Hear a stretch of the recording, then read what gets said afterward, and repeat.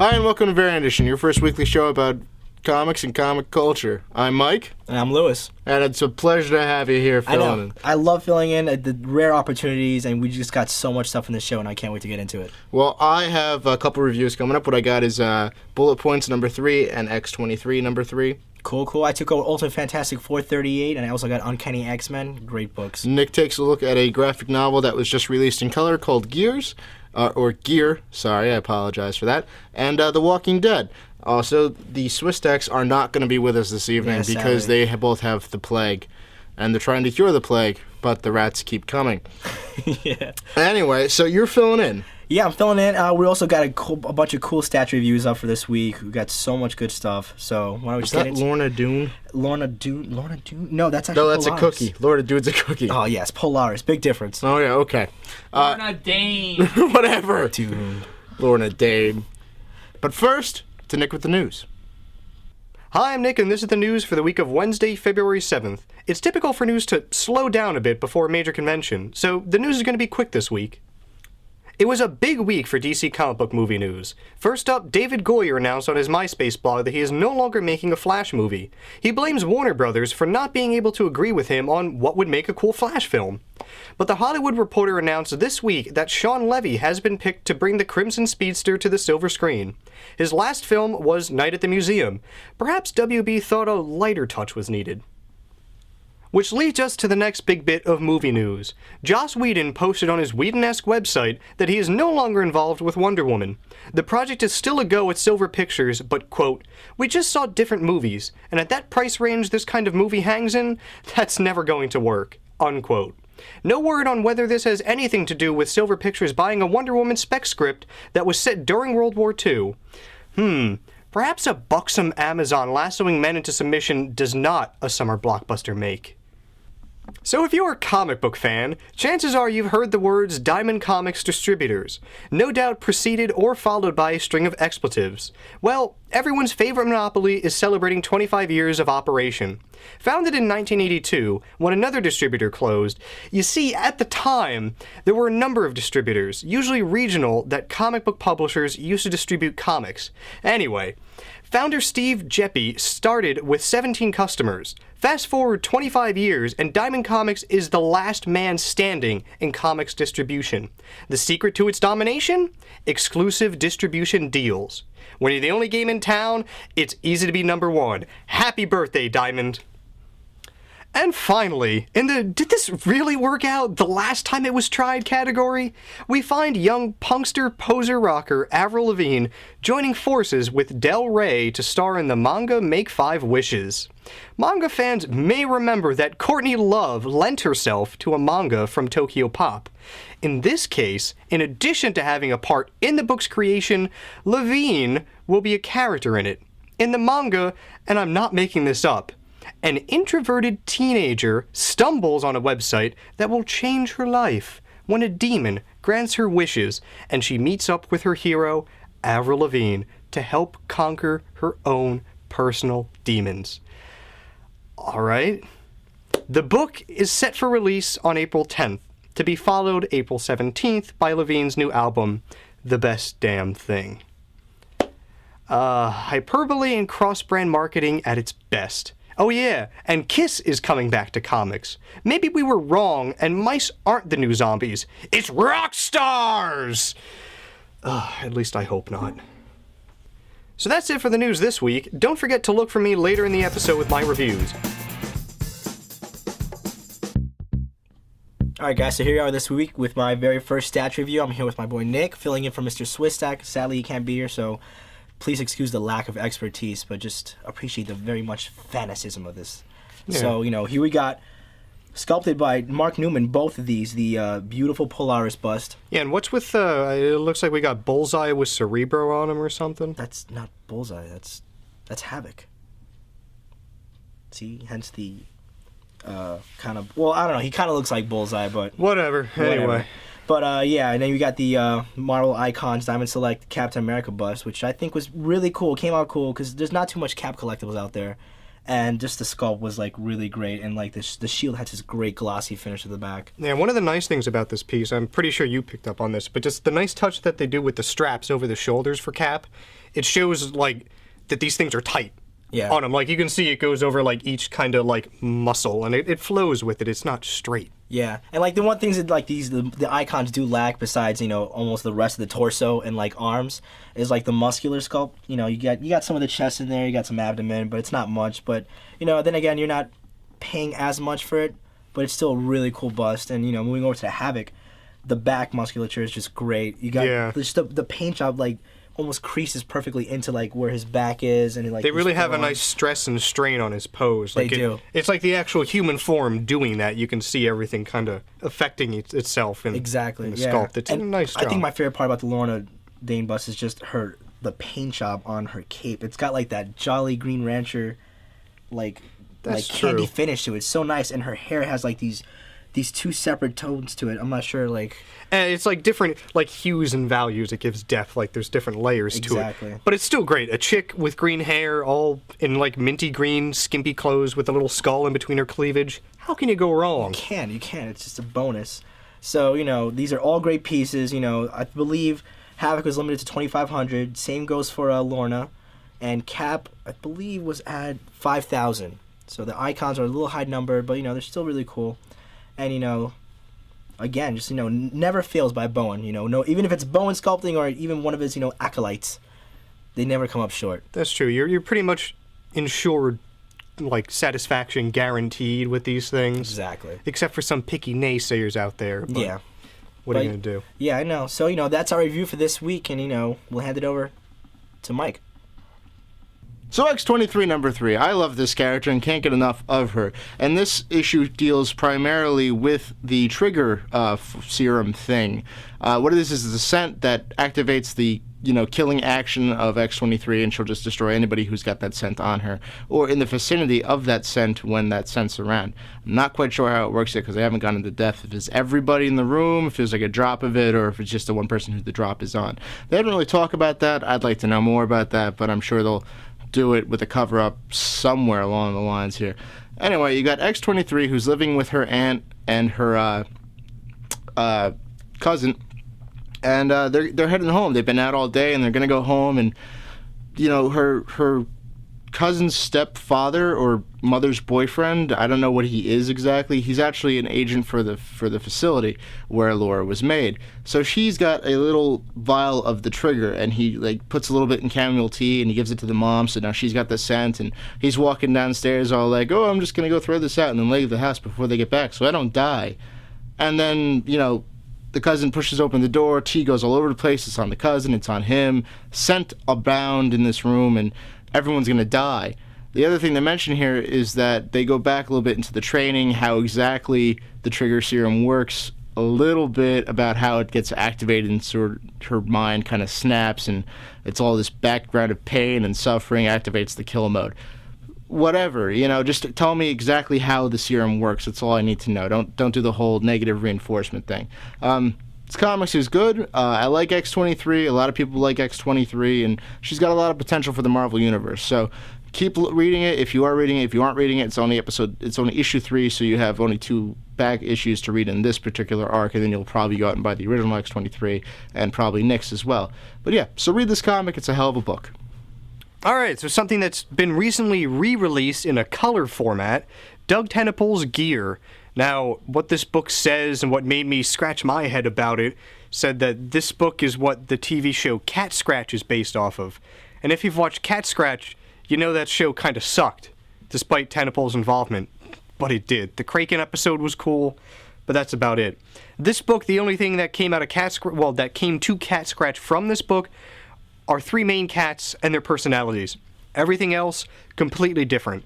It's in this like alternate world where it's just like one big landmass, and there's different sections of like races. There's the Dogtown dogs, South Plate cats, the Newton cats, and then there's another section, I forget the name of it, but it's inhabited by these like mantis people, kind of like Blue from Creature Tech. This book is no Creature Tech, but it's good. And it's just the dilemma that these towns go through. Each town has, like, all their arsenals, and they're pretty much, like, always at war with each other. All of them. And 2 of the towns decide to go to war against the other 2 to, like, increase their chances of winning. It's like, I'd rather win with these guys than to not beat these losers or some garbage like that. But every town has what they call a guardian, which are kind of like these all-powerful, like, machines, but they kind of have, like, souls to them. It's a very interesting and, like, you know, Christian kind of undertones to it, but, like, in the more weird sense about, like, resurrection and rebirth and all that crap. But it's really cool how they do the Guardians. Each town had their own. Some got more. There's one town that has 4. One has 3. The Newtontown Cats, they only have 1. The Mantis, I think they have, like, 3 now. And they just go to war with each other, with giant robots and cats wielding knives. And some of the greatest things about this comic is the ridiculousness of these situations. You have these stout little, somewhat adorable cats driving this big monstrous machine, fighting another machine that's run by mantis people. So the one's like, okay, this is what we gotta do. Jumps out of the window of his big robot, jumps into the window of the other big robot, slits the throat of the mantis. This little cat. It's ridiculous. But the story goes down into, like, a more personal level with involvement of, like, importance of life. Yet again, this topic comes up. And, just trust and belief and faith in friends and one another. Kind of like, it kind of has like a heartwarming ending to it, but all around just a really good read and a very, very fun sci-fi twisted romp. It's like Dr. Seuss on crack. Alright guys, first review for this week. Issue 38 of Ultimate Fantastic Four. 6-part story just came to its conclusion, God War. First Miller arc, post-Miller, so you got Mike Carey and Pasquale Ferry on this, which was... I was a little skeptical at first, but, you know, they kind of grew on me. The art's cool, the writing fit well. So the story takes place, Fantastic Four interdimensional traveling again, which is what they do, and they end up on this weird, like, planet solar system where, you know, you see the first appearances of Ultimate Thanos, Tesseract, and Ronan the Accuser. So the story is just pretty much built around, you know, Thanos being resurrected, what seems to be again, since seeing how it is in the regular Marvel continuity, he just dies, and comes back. So he's being resurrected, and Ultimate Fantastic Four is there to help out, kind of like, not really just kill him, but like take him out of power and stop these plans he has of just like taking over this colony, this planet he's like forcing himself upon. So they help out. A lot of weird, you know, technology going on like that. It got kind of confusing, and the story was kind of dragging at times because a lot of technical talk going on. But other than that, you know, the story was pretty good. It was really amusing, and there's a lot more humor going on between the dynamics of, you know, Reed and Sue, and that's always fun to watch because seeing as they're younger, it should be that way. And the art was, you know, really good. It's kind of growing on me.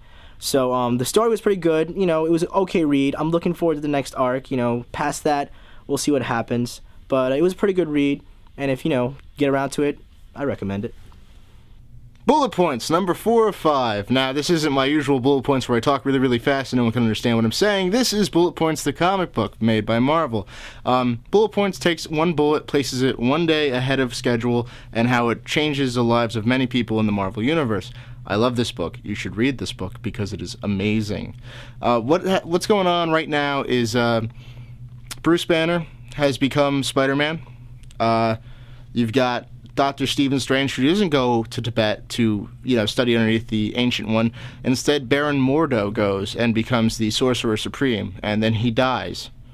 So the Ancient One is sitting in Tibet, waiting, because Stephen Strange isn't around.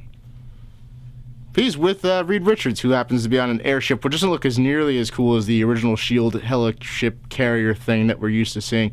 And you've got Bucky coming in, becoming the new Iron Man, and possibly the Hulk Smasher Iron Man. And more important, at the end of this comic, you've got Galactus. So let's see how they wrap everything up in the next comic. Can't wait to read it, and I hope you guys are reading this one too.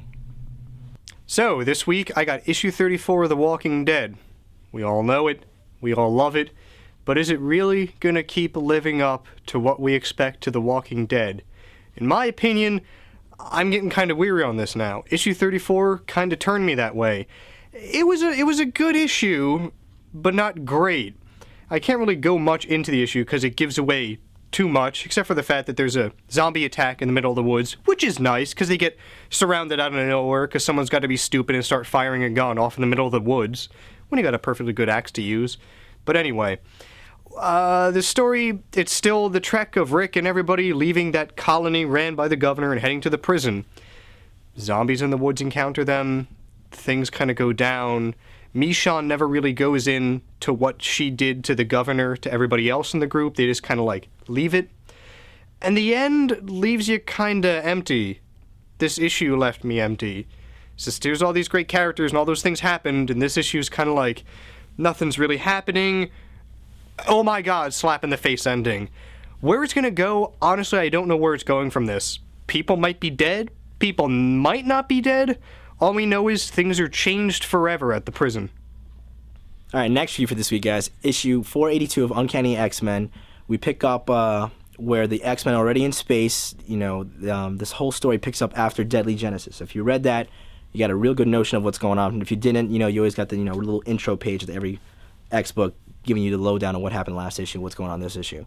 So fast forward, nothing but nonstop action in this book. I love this is one of the best X books so far, and one of the best stories I've read since like I can remember. So you got the X-Men in space. They're going after Vulcan, trying to stop him on his like rampage across the galaxy to get to the Shi'ar Empire and just tear them apart for what they did to him as being a slave as a child and killing his mother, and then accelerating his growth to adulthood to, you know, just use him as a slave.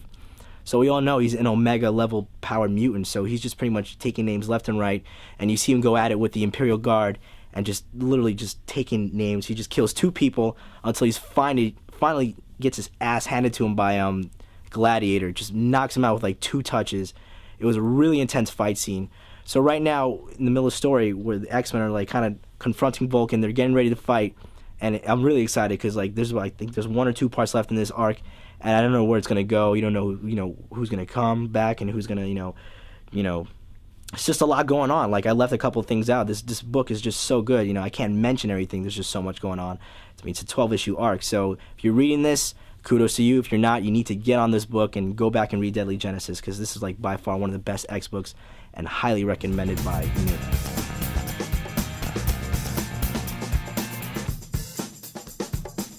So that's the show this week on Variant Edition. Yeah, and we hope you all enjoyed it. I enjoyed it. I have a fantabulous time as per usual. As you can tell by his grammar, it's fantabulistical. That's a word. I just made it up. You can Google it. Ask Jeeves. It's great. Anyway, another good thing for Google besides checking his words that he makes up. Google Video. You can watch us on Google Video. Us.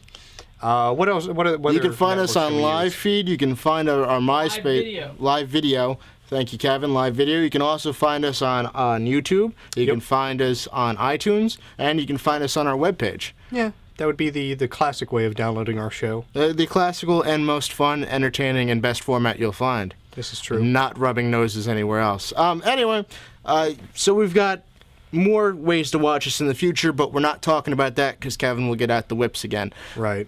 Let's talk about that. Move on with the show, I think. I think that's good. Oh, yeah. And as you guys have noticed from this episode and previous episode that we've done, the New York Comic-Con is coming up. And it's big. Yeah. If you don't know, go to NewYorkComicCon.com, but you should, because you should have known, like, 15 minutes ago. Up by Artist Alley. Stop by, give us a call. If you are an artist or a creator, though, and you really would like to talk to us, or even if you own a shop and maybe you want to talk to us about playing DVDs in your shop or something along those lines, you can feel free to drop by and see us at the con, or you can always just drop us an email. Best bet for that sort of stuff, though, is kevin@variantedition.com. Or if you have personal emails, you can email me at nick@variantedition.com. We have, that was terrible. That's .com, yeah. Yes. You can email me at mike@variantedition.com. Lewis is lewis@variantedition.com. The Swiss stacks or statues of variantedition.com if you would like to wish them well and a full recovery from the Black Plague. I hear that's tricky to overcome. It is tricky to overcome because of the blankets from the Native Americans that the Pilgrims... Never mind. But you know, I don't think anything can take down Swiss stack. Nothing can take down Swiss stack. No. Nothing can kill the Swiss stack. Hey guys, there's something I just noticed in the shot. What's What? that? What's that? It looks like it's between you guys. What? Can you What? see it? I can't see it very good. What is that? You're talking about this? Oh, This thing? yeah. What is it? What is it? I can't. Make it. It's got lights on it. I don't know. Could that be a You bomb? think it's a bomb? I don't know. All right, we'll see you next week. Bye.